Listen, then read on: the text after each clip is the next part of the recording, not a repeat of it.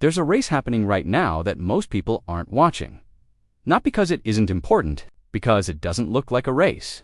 No launch events, no celebrity reveals, no Elon on stage with a hammer, just engineers in a lab, quietly rewriting the rules while everyone else was busy arguing about who was already winning.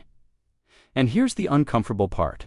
While the world was glued to Tesla's software updates, bids, price wars, and a trade war loud enough to drown out almost everything else, something was being built in the background. Something that doesn't just compete with what's out there. Something that makes the conversation we've all been having look like it was about the wrong things entirely. The company is called Chery, and what they've been developing isn't a new car. It's a new foundation, a platform, a battery, and a brain, all built from scratch that together represent something the EV industry hasn't seen since. Tesla first put a skateboard chassis under a sedan and changed what electric could mean, but this only matters once you understand what everyone else has been getting wrong. And that story starts not with Chery, but with a design problem that's been hiding in plain sight for years. When electric vehicles started going mainstream, most of the big legacy automakers faced a choice: build something completely new from the ground up or adapt what they already had. And almost all of them, almost all chose to adapt. It made financial sense at the time. You already have factories.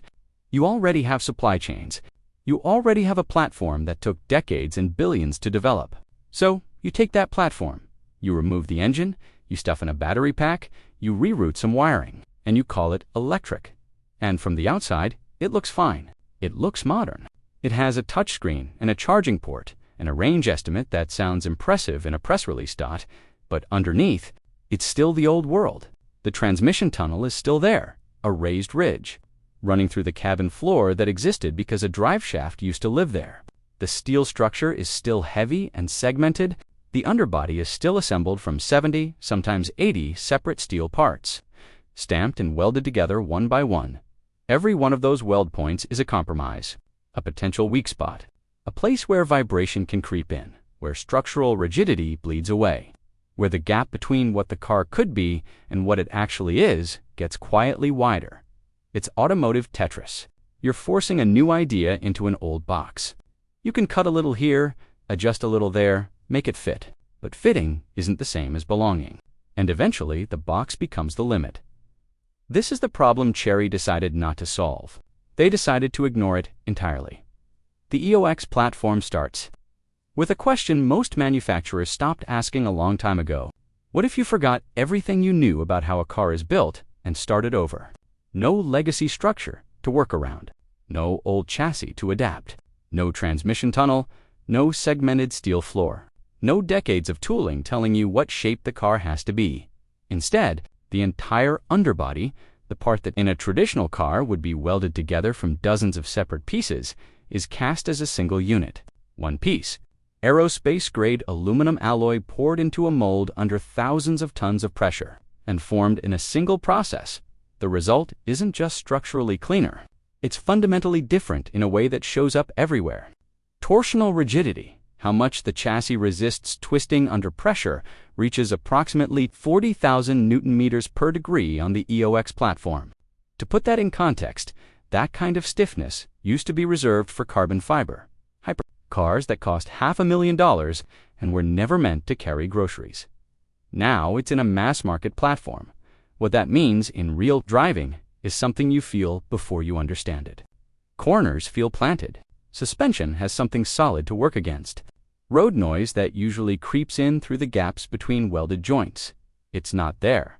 The cabin is quieter not because of extra soundproofing, but because there are fewer structural gaps to let sound in, and in a crash, instead of energy concentrating at the weakest weld point, it spreads through a continuous structure. One piece absorbs and distributes rather than fractures and fails. But the platform is only the beginning, because underneath it sits something the entire EV industry has been promising for over a decade and quietly failing to deliver. This is where the story starts to get uncomfortable. For 15 years, the electric vehicle industry has been running on a technology that everyone knew had a ceiling. Lithium-ion batteries transformed what was possible. There's no argument about that. But the more you understand how they work, the more you realize that the progress made over that time has been about managing a fundamental problem, not solving it. The problem has a name: thermal runaway. It starts small.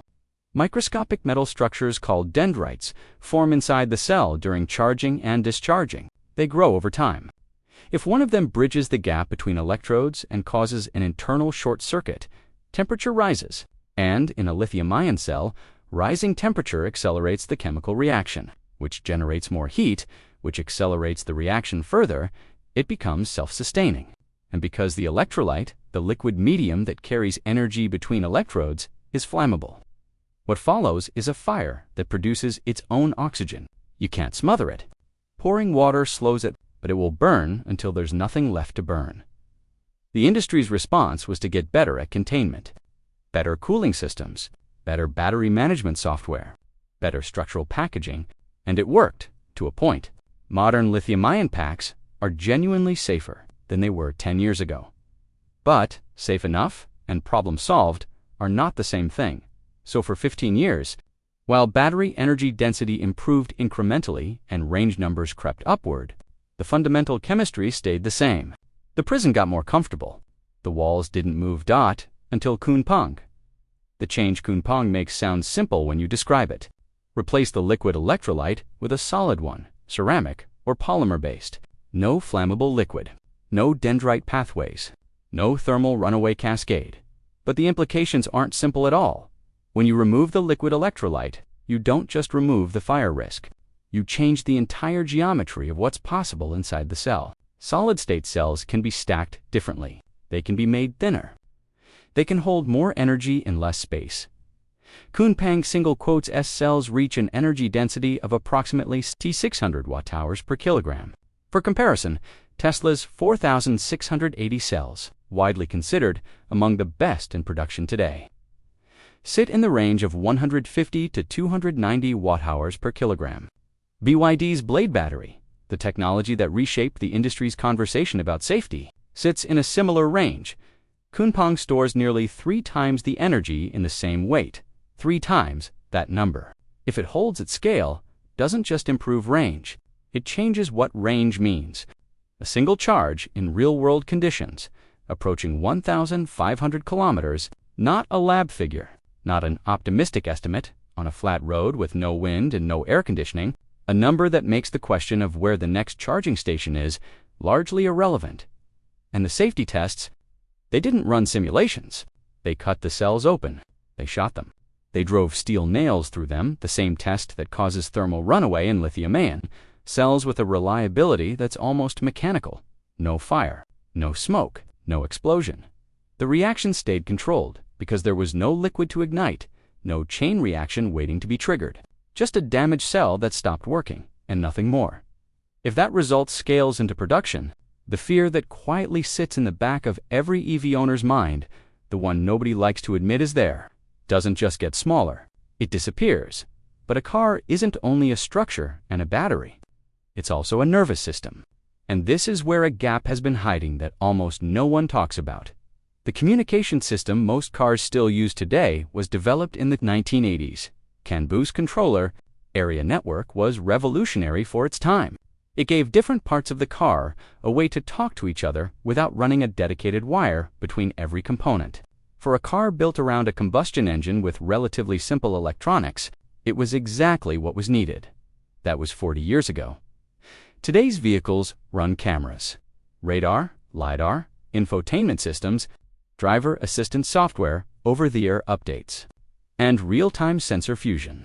The data being generated inside a modern car every second would have seemed incomprehensible to the engineers who designed CAN boost, and the system they built with its limited data bandwidth, its heavy wiring requirements, its slow response under load is still the foundation most legacy vehicles are built on. It's not that it fails, it's that it constrains. New features get harder to add. Software updates become complicated. Screens respond a half-second slower than they should.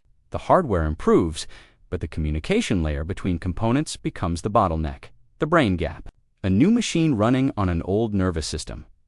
Chery's EA 5.0 architecture replaces that nervous system entirely. Gigabit Ethernet-based. It transfers data 100 to 1,000 times faster than traditional CAN bus systems. The analogy isn't a modest upgrade, it's the difference between dial-up internet and fiber broadband, applied to every signal passing between every system in the car. At the processing center of that network sit dual NVIDIA Orin X chips, delivering approximately 58 trillion operations per second.